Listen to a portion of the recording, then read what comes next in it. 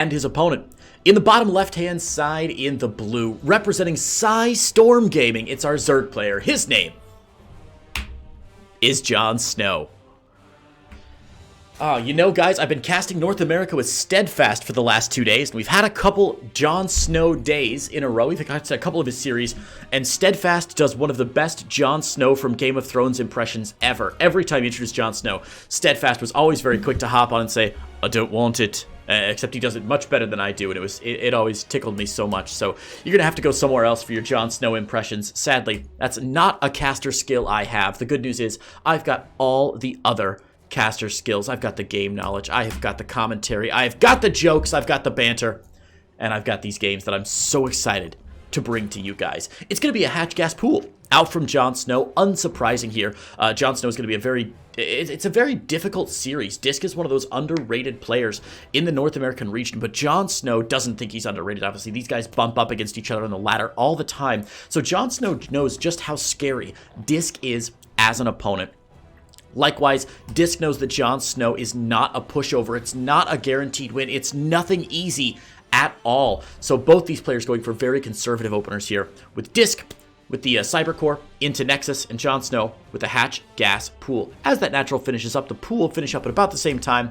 A couple of queens popping out, but a nice scout from DisK, whose probe is still in this main base, still checking around, trying to see if he can glean any more information from what JonSnow is doing, but really, there's not a whole lot more to glean. He sees that Ling speed is immediately out, he sees that the drones have been pulled off the gas, and basically what that tells him is JonSnow probably looking for a pretty early third base. That probe will probably move its way over to the, it's going to stay out here, and check and see if the drone's going to go up to the north side, or down to the south side. Either way, that probe should be more than ready to defend.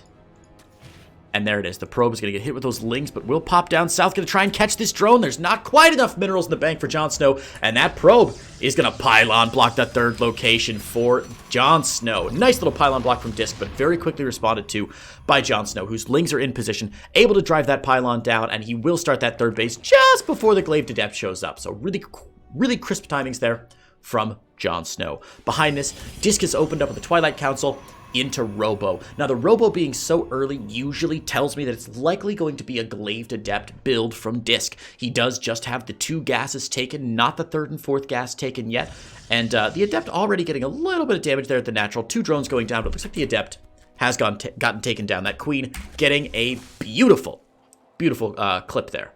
Now, the longer this goes on, I was going to say, the longer we wait for Glaives to start, the more likely it is that DisK is going to transition, instead of Glaive to Depths, into Dark Templar Arcana. And really, the easiest way to tell that is just to wait and see if that Twilight Council starts spinning and researching Glaive to Depths. In this case, not going to be Glaive to Depths at all. Already, DT's going to start coming out quite soon. We should see maybe an Observer first. If not, it'll be straight into Warp Prism for DisK, so we can start this Dark Templar into Archon pressure. The bad news for DisK is that JonSnow is going all in. He hasn't built any more drones, stopping at 21. This is a very, very early aggressive push from JonSnow. That third base is more of a decoy than anything else. Maybe going to use some of the larva from it. But a lot of lings out on the map here. Roaches already here. A Ravager on the way as well. And DisK has not seen this coming. He's got no Probe Scout on the map. He's got no Adept anymore because the Adept was picked off earlier. This is completely, totally, wholly unscouted. And right now the entire army of JonSnow is 1 Stalker, 1 Adept, a Shield Battery, and a Prayer. JonSnow gonna bust his way through here, already getting down into the natural base. This looks so terrible for DisK, who simply did not think that this was going to happen. The lings flooding in now. DT's on top of this. Will clean this up eventually, but using the DT's defensively, not really what DisK had in mind here. 16 more lings in production. The DT's getting swiped away. We should see an Overseer. Well, I was going to say we should see Lair Tech coming soon, but I don't think JonSnow can afford to invest into Lair Tech at all. He's going to try and just win this game based on the lings. 15 probes have gone down, but the DT's are going to clean the rest of this up. The lings are gone. 16 DT's are finished up, and is there any detection here for JonSnow? He has got to get some Spore Crawlers down. Lickety split, JonSnow. You got to go for Spore Crawlers. Again, lings getting in here. The DT's still causing some consternation here. Very nice from JonSnow. I'm sure he's going to see those See those shimmers from the DTs. The bad news is DT attacks aren't quite as quick as you might have otherwise hoped. It's going to cause a lot more lost mining time and a lot of consternation in the main base. Look at this. The pylon going to go down. The gateways have been depowered here. There are only 2 gates powered right now for JonSnow, and both of them off of this one singular solitary pylon. Again, we see JonSnow droning behind this. He knows he's going to be all right once this attack finishes up. The DT is throwing a wrench in his plans, throwing a spanner in the works, throwing a clog in the machine, but it does look like DisK is finally going to clean this up at the cost of how many probes now? How many? 23 probes. That is a Michael Jordan's worth of probes that has gone down for DisK now, and JonSnow finds himself, despite going practically all in with those Roaches and Ravagers, getting a very, very nice drone lead in this game. JonSnow's going to get this DT pushed away here. The Warp Prism will pick it up, but gets a few more drone kills before being forced away by the Roach. Luckily, the Spore Crawler's in position to detect, and those DTs unable to get anything else done. This one hero Ling has picked off like 200 shields on that freaking natural base. That's so cute. Warp Prism should be found out by JonSnow. The DT going to get dropped here. He's probably looking to get some Archons built very soon, but of course with the Roach underneath, it's very difficult to get those Archons warping in. You got to do them one at a time, and it's just a little bit slow for DisK, so not quite the pressure that DisK was hoping for, and there it is. First Archon on the way. Second one should be coming down pretty quickly. Behind this for our Zerg player, finally, Lair Tech on the way. He is going to be just fine. Getting those Overseers in place. Cat Dog Derp, is the caster okay? Sounds like a hiccups. No, I feel great. I may have 1 or 2 hiccups or burps here and there. I'll try to keep them to a minimum. Sorry if it's bothering you. You know, casting is physiologically actually kind of tough on your whole system, so I'll do my best. Apologies if you're getting a little bit of interference there. Unintentionally or otherwise. Anyway, Archon drop going to get driven away here. Does snipe a Queen, which is not too bad from DisK. And most importantly, behind this, DisK is able to use this pressure and turn that into a 3rd base. Luckily, of course, the Overlord is here, and he will spot the timing of this 3rd base exactly, which means the DisK should start looking for a timing push to put some pressure on that 3rd base. DT at the 3rd working down that Spore Crawler. There's no Queen to transfuse. Luckily, the DT picked off at the last second there. The Archons pushed away from the main. The Warp Prism eating some shots from those Queens. This is really nice defense by JonSnow so far. I can't believe he saved that Spore Crawler at the last second. That was phenomenal. There's the transfuse, and is going to maintain that detection at the 3rd base. Of course, there's an Overseer now, so DTs won't be able to sneak in quite as easily, but the benefit, as we said earlier, is that DisK has now kept JonSnow back at home on 3 bases and forced out a fair few number of Roaches. The Roaches have not really done a whole lot of damage on the other side of the map ever since that first attack was cleaned up by DisK. Behind all of this, look at DisK's probe count, and in fact, take a look at the income advantage tab. We can see when the big attack hit from JonSnow. All that beautiful red probe health dropping down into the blue side, putting JonSnow at an advantage economically. But now, DisK has been probing like a madman, driving a bunch more of those probes into his 3rd base.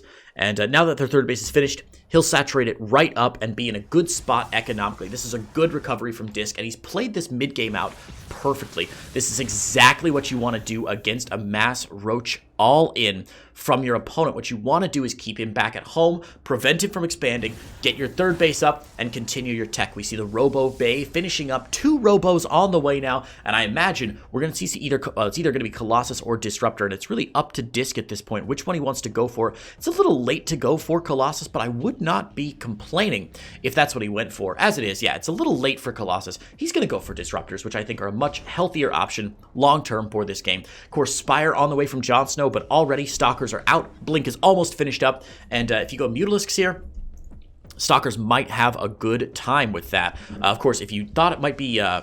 did he get in and see the Robo Bay yet? No, he hasn't seen the Robo Bay, just the single Robo. So he might be prepping for, like, if he thinks, okay, maybe a Colossus transition might be normal here, he might go straight Corruptors, but that'd be a very, very bold play to make if you haven't actually seen a Colossus with your naked eyes. I'd be very surprised to see him go Corruptors here. +2 missile attacks on the way as JonSnow looks to keep up some of this Roach Ravager pressure.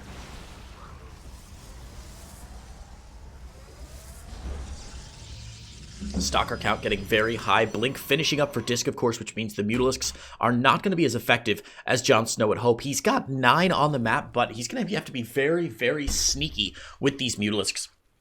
Going Roach Ravager Muta is a really interesting choice, especially in the mid to late game.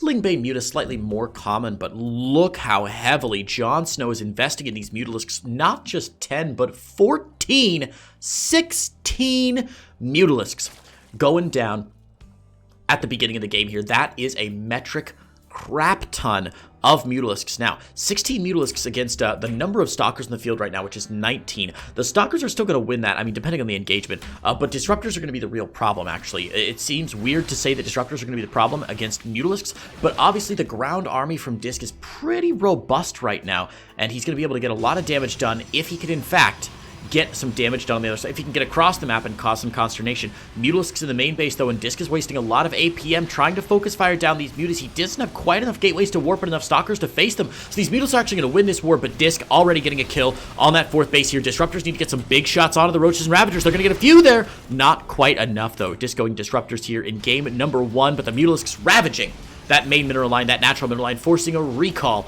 out of our Protoss player, but now these Stalkers are all woefully out of position here, and 1, 2, 3, 4 shield batteries might not even be enough. The probe line at the 3rd evacuated here. These Mutalisks doing exactly what they are built to do. Harass the crap out of your opponent, pull the army out of position, and allow these Lings to flood in. Oh, Mary, shut the garden door. This is a beautiful engagement from JonSnow. Disruptor getting sniped here. He's going to lose a couple Mutalisks, but well worth it. Lings in the main, Lings in the natural, Lings in the center. Fight, fight, fight. 26 more probes going down. The total probe loss is now at 49. Come on, give me 50. Give me 50, JonSnow. Oh, he's going for the pylons to try and depower the upgrades later. Nice long-term play there from JonSnow. He's going to get another 26 probes. This is a gorgeous play from our boy, JonSnow. I love his position. I absolutely love it. More Mutas on the way, and this is a big Mutalisk investment, but I think it's well worth it from JonSnow, realizing that he's got an economic hold on his opponent, that if DisK is unable to defend against these continued Mutalisk pressure, he's not going to be able to build any economy behind this, and if he can't rebuild his economy, he of course cannot rebuild any of his army. Army supply is roughly even right now. Army value actually in favor of DisK, but wow, JonSnow's just going to go ahead and take this fight, trying to basically almost magic box these Archons. He doesn't even have Fang anymore, but he's trying to get on top of them there, and he will be able to clear out both those Archons, eating a little bit of Mutalisk loss, but getting 9 more probes for his troubles, and DisK is just hemorrhaging probes right now. Again, we're going to see a depower. Oh my god, that pylon saved just barely as the Stalkers arrive in the main base. The cavalry has arrived. Cheers, love. +1. +1 starting up for our Protoss player. JonSnow just in complete command of the mid game here. He's got 162 supply to the 131 of DisK. He's up 2 upgrades to 0. He's got Banelings on the way, Baneling speed, +1 melee attacks. He's got 5 bases just finishing up here.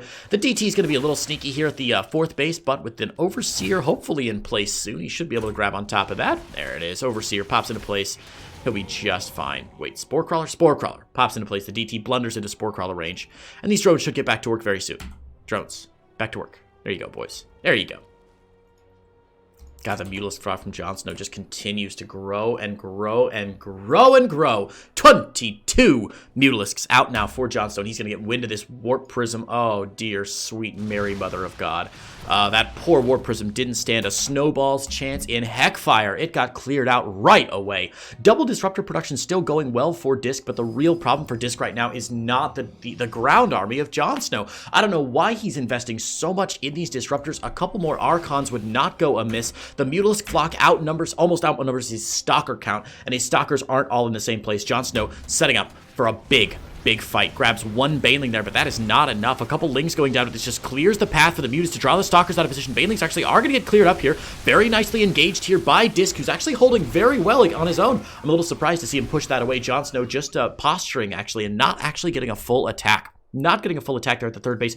Great defense by DisK, who realizes that he's so far behind, he has got to go for the gusto as the Stalkers push across the map. Those Mutalisks should move back into the third base, rotating very smoothly. Of course, there are 2 Photon Cannons here, but it's not enough. 1 Stalker Warp, it is not going to be enough to save this. The Mutalisk pushed away, don't want to fight into this, and he realizes, hey, wait a minute, these Mutalisks could be cleaning up Disruptors on the other side of the map. Disruptor Ball clears out a couple of Banelings here, but the Baneling count from JonSnow a little bit lower than you might hope, but they are right on top of the Stalkers, and it doesn't matter if your Baneling count is 0. As long as they're on top of the Stalkers, that's still going to be good Banelings. My goodness gracious. JonSnow re-engages with those Mutalisks and takes the win. GG.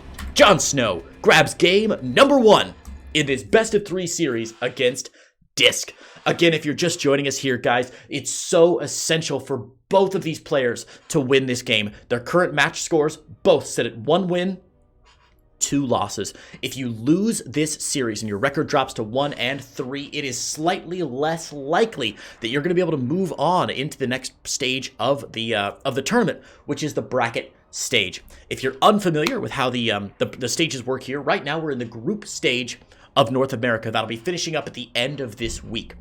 There are 8 players in each group. The top 4 players move on to the bracket stage. The bottom 4 players in each group go home. They get a little bit of money, they get some EPT points, but they go home. The remaining 4 players, the top 2 players, these boys, go into the upper bracket in the bracket stage. So they're going to go for, they'll get basically just be into a double elimination tournament, and they'll have 2 chances to lose games before they get knocked out. If you're the 3rd and 4th place players, you're going to move down to the lower bracket stages, and then you'll be basically in a single elimination tournament. You have to fight your way through a couple extra matches as well. So obviously players really gunning for those top 2 spots, but you got to get in the top 4 if you want to move on to the bracket stage at all. If you're confused as to how the bracket works, I highly recommend you type !bracket in the chat. That'll show you the Liquipedia page, and the Liquipedia page is a great visual guide to what this tournament looks like. Let's hop in to game number 2.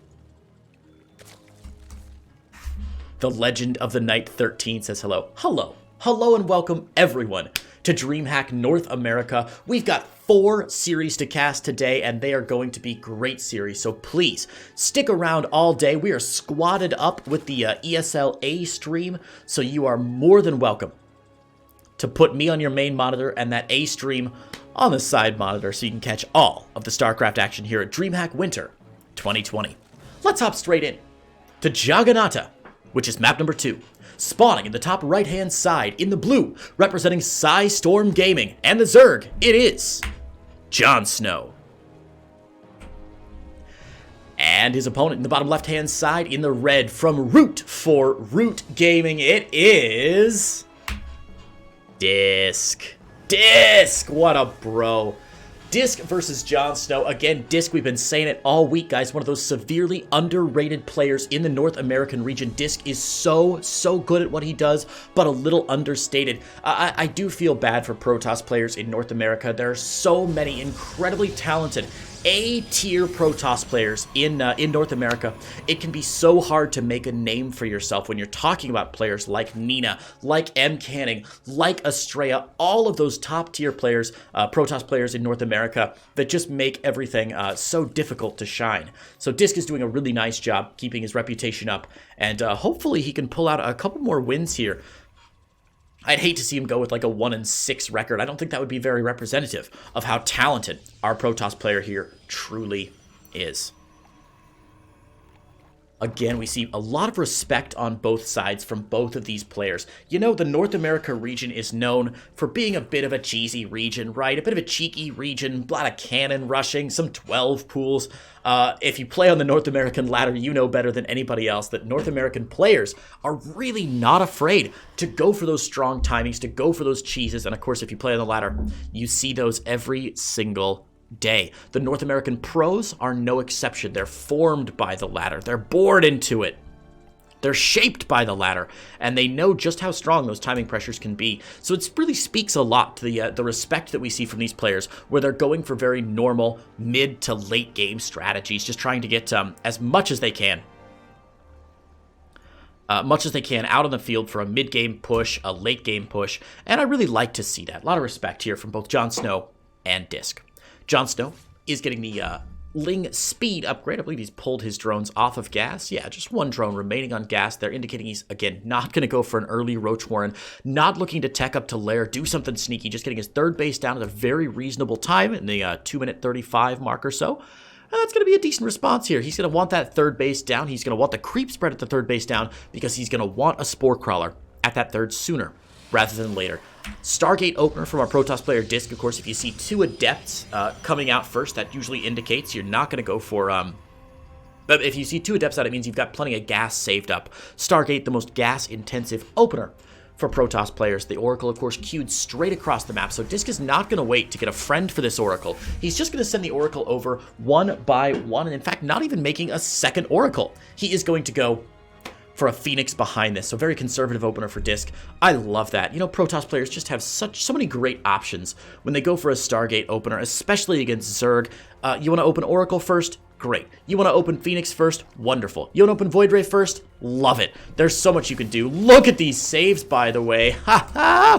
Evo Chamber, Spore Crawler going down here. The second Spore Crawler is going to finish up, I think, but that first one not quite able to be picked down. That was a very cute move from DisK, trying to use some of that Oracle energy to finally kill off that Spore Crawler, but not quite able to do it. Really, really nice timings there by JonSnow. The rotation from the Queens was intense, and that really shows you how strong it is to get the creep tumors down early if you're a Zerg player, especially against Stargate. You want a lot of mobility from those Queens. Tech on both sides of the map. Check that production tab, y'all. JonSnow going for Lair Tech and DisK. Chat, I hope you have your griddles ready, because we have got a Fleet Bacon going down in the main base, as well as a second Stargate. DisK is going to start cranking out, I assume. Well, I was going to say a lot of Phoenix, but you know what? With an early third base going down like this, he might be going straight into... No. He's going straight into carriers. Who needs a transition? Who needs Void Rays? Who needs Phoenix? Who needs any of that? Let's go! DisK is getting carriers out. Easy peasy. Early squirrely. I love it. We'll see if DisK can get some real damage done here. So the biggest problem with carriers when you're a Protoss player is that, generally speaking, you're at a very weak point in the game when you first transition to carriers. So say you're at the mid game and you've got like a good charge lot of Mortal Army or something. You're like, oh man, this game's going to go to the late game. I better tech up. Let's go for some carriers. There's going to be a big window when you drop your Fleet Bacon, when you drop your 2 extra starports, when you get like 2 carriers out, 4 carriers out. It's not that scary, right? You're like, oh, it's only 2 carriers. A couple Corruptors can clean those out immediately. If you go for carriers super early in the game, as DisK has done, that period of weakness is not as easily scoutable, and JonSnow has not seen the carriers yet. Let's take a look at JonSnow's vision here. He is very much like JonSnow from Game of Thrones. He knows nothing. He knows there's one Stargate, but has not seen any additional shenanigans, and honestly, there's no reason for him to suspect too much more. He hasn't seen a lot of Stargate units yet.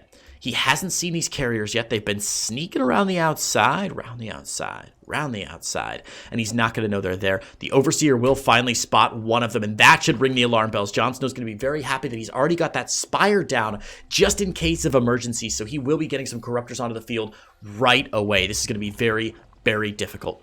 Very difficult to deal with, though. 1 Spore Crawler and a couple of Queens, not enough to deal with this many carriers. The Interceptors are here now, and the Queens are going to start focus firing down Interceptors rather than the carriers here. Nice target firing by the carriers here. Queen number 1 going to get transfused there. Another Queen is here. There are plenty of Queen transfused energy, but he's going to burn through all of those. Only a few Interceptors going down, and right now this is looking really, really solid here for DisK.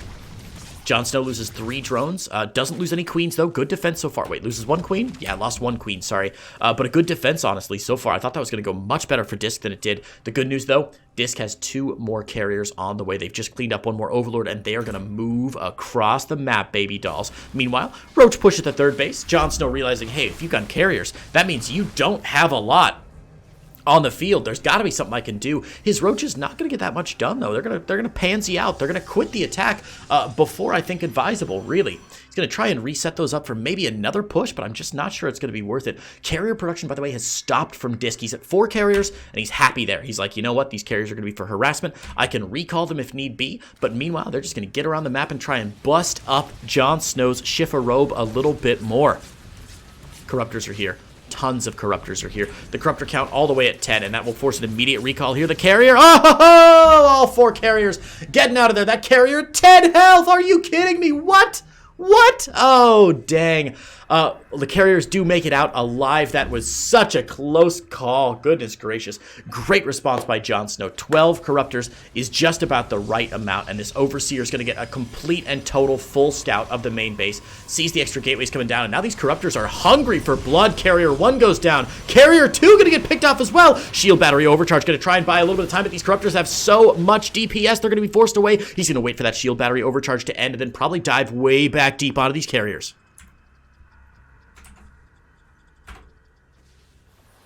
Oh man, oh man, oh man. 3 Carriers down from 4. Already a good snipe for JonSnow, who's been trading fairly efficiently this game. A Zerg player trading more efficiently than a Protoss. It's not something you see every day, and this is looking phenomenal. Stalkers pushing in to try and deal with these roaches here. The Lings under stasis, though. They're not going to be able to add too much to this fight. The Corruptors waiting for the Carriers to push across a little bit further. Shade Slayer, my pleasure, man. My pleasure. It can be a little tough to know which matches are going to be in the A and B stream. It's not published anywhere. So you kind of have to rely on the casters to let you know what's going on. But yeah, I've got it on my clipboard right now for easy cut and paste. If you guys need to know who we're playing with here on the B stream. Corruptors, Corruptors not diving deep. He's gonna get 2 free Corruptors here, but in the big fight, I think that JonSnow simply has too much here in the counter. The Carrier's not doing much at all. Storm on the way, but it's not here yet. Corruptors gonna focus fire down those Carriers. Shield Battery Overcharge being wasted on the Carriers as the Corruptors go ahead and go for more pressure. Shield Battery Overcharge almost over now. The Stalkers are good, but there are no Immortals to deal with these Roach Ravagers, and Stalkers are just not the right response. GG!